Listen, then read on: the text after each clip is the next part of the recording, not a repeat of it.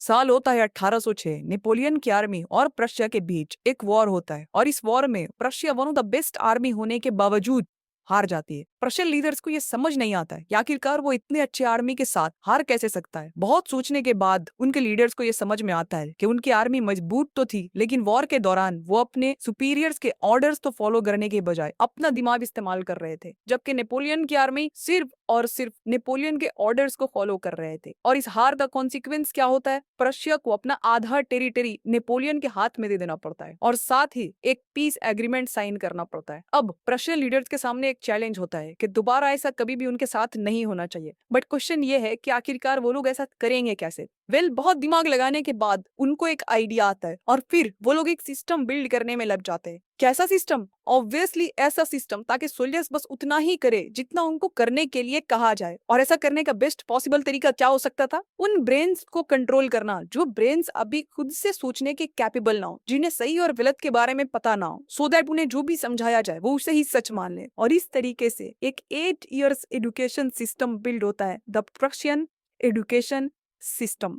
5 साल से लेकर 13 साल के दौरान आपके लिए एजुकेशन सिस्टम कंपलसरी कर दिया जाता है, जिसका सोल पर्पस क्या होता है? Prussians produced a universal education system in the late 1800s because they were afraid they were losing military superiority and they wanted to produce a cadre of mindless, obedient soldiers. That was expressly the purpose. आने वाले generation को एक ऐसे person में transform करना जो obedient हो, अपने सुपीरियर्स के हर एक बात को माने और वही करे जितना कहा जाए, without asking a single question. इस 8 ईयर के एजुकेशन के दौरान उन्हें बस इतना ही समझाया जाता है, इतना ही पढ़ाया जाता है जितने में वो अपने सुपीरियर्स के ऑर्डर्स को फॉलो कर सके, ना कि इतना कि वो खुद के बारे में सोचने लगे। एंड प्रशियन लीडर्स ने जैसा प्लान किया था, ये एजुकेशन सिस्टम एग्जैक्टली वैसा ही रिजल्ट उन्हें दे रहा था। इस तरह एक ऐसे सिस्टम का इन्वेंशन हो चुका था जो आने वाले फ्यूचर में सब कुछ बदलने वाला था, और ठीक ऐसा ही होता रहा। Bill Gates, co-founder of Microsoft, Mark Zuckerberg, co-founder of Facebook, Gautam Adani, founder of Adani group, Richard Branson, co-founder of Virgin group. पता है इन सब में क्या कॉमन है? आप सोच रहे होंगे हाँ, ये सब दुनिया के रिचेस्ट लोगों में से एक है और आज के प्रेजेंट वर्ल्ड पे ये डोमिनेट कर रहे हैं। Billionaire Richard Branson, now the first person to reach the edge of space in his very own spacecraft. But एक और चीज है जो इन सब में कॉमन है, ये सब लोग अपने को एक ऐसे ट्रैप से बचाने में सक्सेसफुल रहे हैं जिस ट्रैप में आज हर एक इंसान खुद को प्राउडली डाल रहा है। To change the perception of reality to such an extent that despite of the abundance of information, no one is able to come to sensible conclusions. I don't care what I have to do. If I have to move somewhere or start something or whatever it may be, I am not going to put my children into a system that doesn't understand the gifts and abilities they have just because they don't fit on the conveyor belt. And in the US, there are more than 5 lakh people who don't send their children to school. Ironically, mostly all teachers, because they know how screwed up the system is.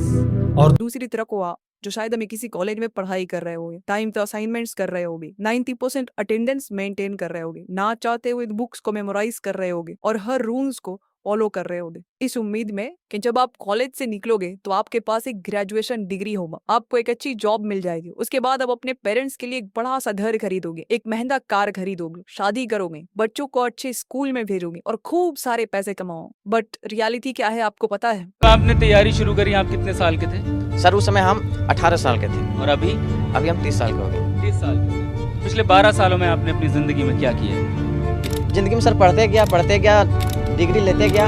मैंने 3 subject में post graduate किया, BEd किया, CTET qualified है, net qualified है sir. आप 15 साल मेहनत करने के बाद फाइनली एक ग्रेजुएशन डिग्री ले लेते हो, बट अब आपको पता चलता है कि आपको जॉब नहीं मिला है। आप ना जाने कितने इंटरव्यू देते हो, लेकिन हर जगह आपको किसी न किसी कारण से रिजेक्ट कर दिया जाता है। लोग आपका मजाक बनाने लगते हैं। देखते हैं हम लोग को बहुत हीन भावना से, परिवार रिश्तेदार हम लोग उतना बात नहीं करते सर। और मैं 2 साल से गाँव में भी नहीं गया अभी तक। दुख है सर, क्या बोलूँ।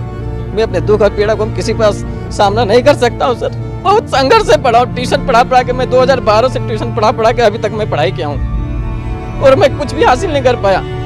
उल्टा हमारे पर एफआईआर हो गया। आप लोगों से मिला जुलना बंद कर देते हो, खुद को कमरे में बंद करके रो रो के बस एक ही प्रे करते रहते हो कि गॉड किसी तरीके से एक नौकरी दिला दे। धीरे धीरे आपका सेल्फ स्टीम, आपका सेल्फ कॉन्फिडेंस कम होने लगता है। आखिरकार किसी तरीके से आपको एक जॉब मिल जाता है, लेकिन उसकी सैलरी बहुत ही कम होती है, बट आप मजबूरी में कर भी क्या सकते, वो जॉब आप करने लगते हैं। इतनी सैलरी है नहीं कि आप पैसे कमा कर जमा कर कर एक घर खरीद सको, तो आप एक होम लोन ले लेते हो। अब अपना घर है तो ऑब्वियसली एक कार भी होना चाहिए, तो आप एक कार लोन भी ले लेते हैं, अनजाने में ही सही, पर आपने खुद को चारों तरफ से बांध लिया है। अब आपको हर वक्त ये डर सताता रहता है कि कहीं मुझे जॉब से निकाल ना दिया जाए, क्योंकि फिर मैं घर के खर्च कैसे मैनेज करूंगा। होम लोन की ईएमआई चल रही है, कार लोन की ईएमआई चल रही है, बच्चों के स्कूल का फीस। धीरे धीरे आप खुद के सपने को दबाते जाते हो और सुबह चुपचाप उठते हो, जॉब पे जाते हो, शाम में घर आते हो, फिर चाहे वो काम करना आपको पसंद हो या ना हो। और फिर एक दिन आता है जब आपको ये लाइफ नॉर्मल लगने लगता है और धीरे धीरे काम करते करते आप बूढ़े हो जाते हो।